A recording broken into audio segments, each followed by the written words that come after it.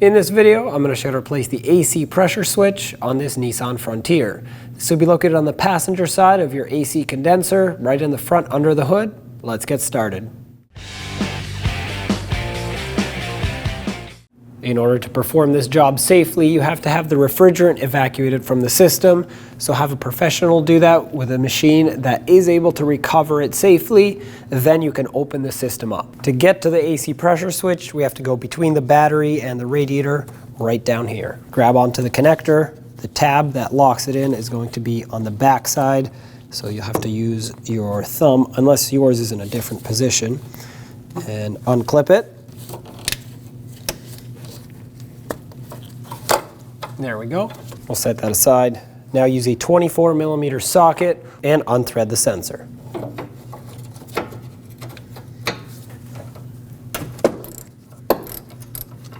Once you have it broken free, you should be able to spin it off by hand and remove it.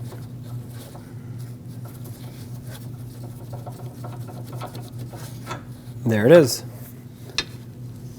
Take the new one and thread it in.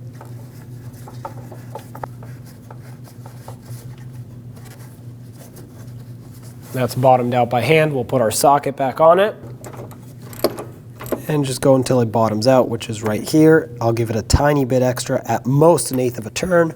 I don't want to crush the O-ring that's on the base of it, because that, if it breaks, will no longer seal up. Once that's in position and tightened up, plug it back in. You're going to have to twist the connector so it can line up. Make sure that clicks, and that is replaced. Now with the repair done, have a professional recharge the AC system so that the right amount of refrigerant makes its way in, and with that, job is done.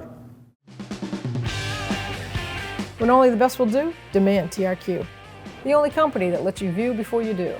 TRQ is committed to offering the highest quality aftermarket auto parts that are engineered for peace of mind. Thanks for using and viewing with TRQ.